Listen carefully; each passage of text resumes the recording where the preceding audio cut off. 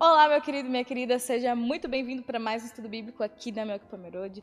Aproveita e se inscreve no nosso canal para acompanhar aquilo que a gente tem trazido aqui, que com certeza vai ser uma bênção para a tua vida ou para alguém da tua família, algum dos teus amigos. Mas vamos ao que interessa, né? Você abriu o vídeo para ver o estudo bíblico, né?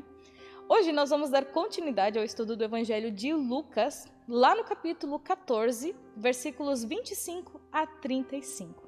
Esse trecho ele é fantástico, por isso, pausa o vídeo agora, lê o teu texto bíblico uma, duas vezes, para daí depois a gente poder apontar algumas coisas bem interessantes que a gente pode aprender com ele. Muito bom, agora que você já leu o texto bíblico, né? A gente pode conversar um pouco sobre ele.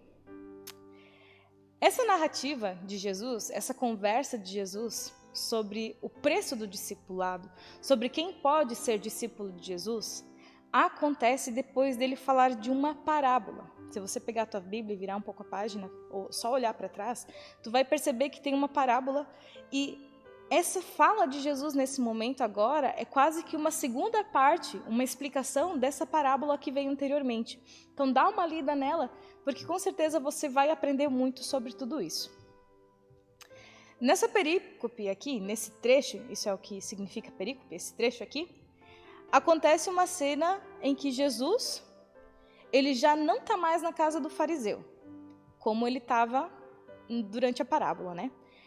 É uma cena diferente, é um contexto diferente em que Jesus se encontra. É um momento em que ele está diante da multidão. Por que Jesus agora está diante da multidão? Jesus, ele ficou muito famoso, ele se tornou uma pessoa de grande fama pelas coisas que ele fazia. Ele curava, ele libertava, ele multiplicava alimento, ele fazia grandes coisas que chamavam a atenção das pessoas.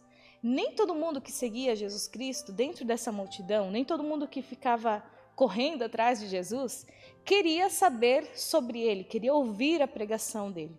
Muita gente estava interessado nas bênçãos, na cura, né, na libertação espiritual e nas coisas que Jesus podia fazer. Por outro lado, por Jesus estar cada vez mais perto de Jerusalém, também acontece que os fariseus acompanhavam a multidão e se juntavam à multidão para seguir a Jesus, para saber o que Jesus estava falando, o que Jesus estava inventando que trazia tanta gente atrás dele, que arrastava multidões, para ver onde eles iam conseguir pegar Jesus no pulo e entregar ele para os romanos, para acabar com a festa, né? E nesse texto aqui, a gente percebe uma coisa que para nós ainda hoje é muito difícil, assim como foi para aquela multidão. Jesus, nesse texto, ele pega muito pesado comigo e contigo, porque ele fala a respeito da necessidade da gente não ser apenas um convertido, não só conhecer Jesus de ouvir falar, não ser aquela pessoa só que vai na igreja, mas da necessidade de que eu e você sejamos discípulos de Jesus Cristo. Que eu e você sejamos melhores amigos dele e a gente tenha plena convicção de quem ele é e de quem ele é na minha vida. Jesus ele fala da necessidade de amar menos os nossos familiares, carregar a nossa cruz e de renunciar tudo aquilo que eu tenho em função do reino. Pensa só, essas três coisas são muito difíceis, né? Amar menos a minha família, ou seja, não colocar minha família em primeiro lugar, carregar a minha cruz, ou seja, aceitar as dificuldades, aceitar que as coisas não são fáceis e renunciar a tudo que eu tenho, tudo que eu sou. Por que essas coisas são importantes para Jesus? Vamos entender o contexto um pouco. Nesse texto aqui, a gente vê que muitas pessoas acompanhavam o ministério de Jesus. Muita gente ficava de olho e sabia o que Jesus fazia. Mas para Jesus, ser um discípulo não é acompanhar o ministério dele.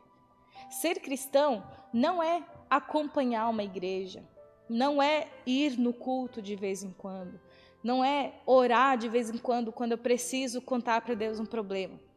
Isso não é ser cristão, isso não é ser discípulo. Isso é alguém que ouve falar, que sabe de longe. É como se eu e você fôssemos alguém da multidão que ouve falar as coisas que estão acontecendo com Jesus e, por curiosidade, começam a dar uma olhada nele.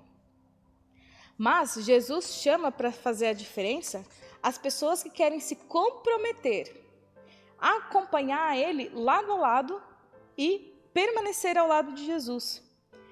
Ele não, esse termo, acompanhar, ele não simboliza só uma coisa social, mas sim uma atitude pessoal de comprometimento.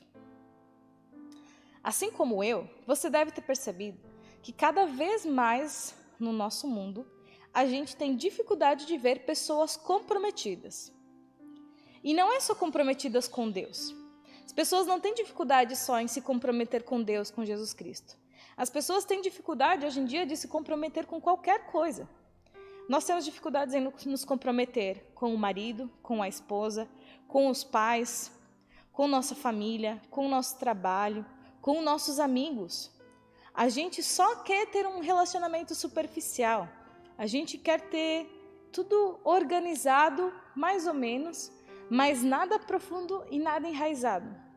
Porque um relacionamento profundo, um comprometimento com alguém ou com uma causa, significa que eu tenho que ser responsável.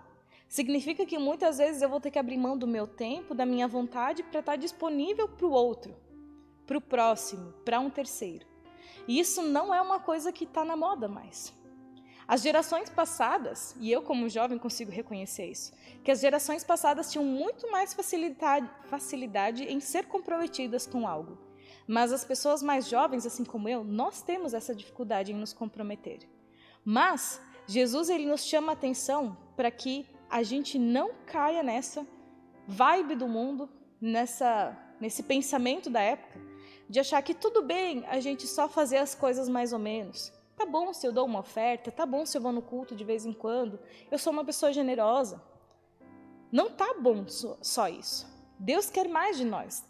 Deus quer que a gente esteja presente, Deus quer que nós sejamos comprometidos com Ele.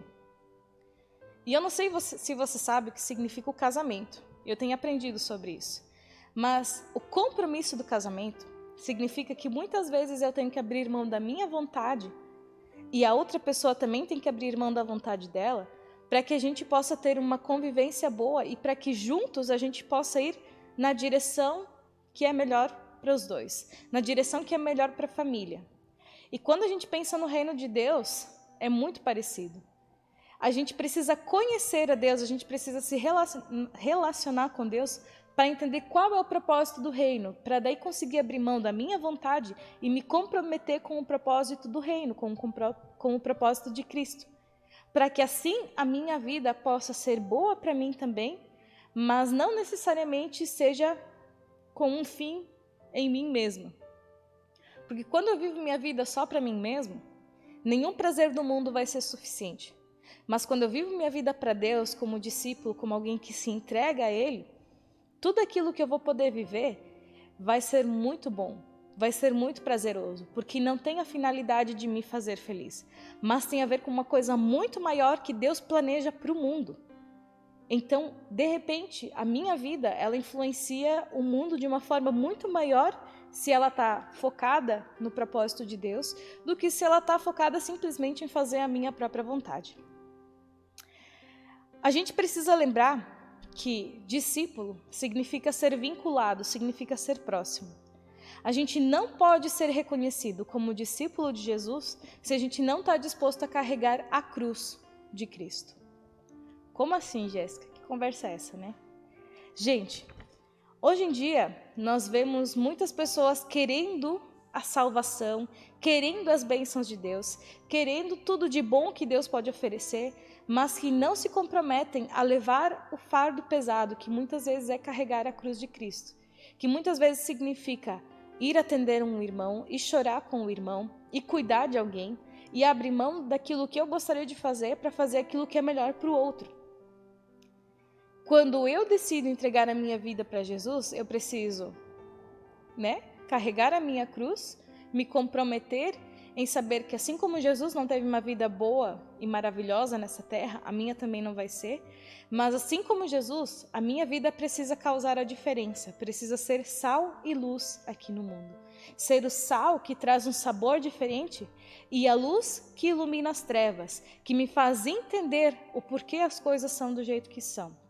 O meu desejo é que Deus te ajude nessa reflexão, que você possa entender em que Em que lugar você está e onde Deus está na tua vida?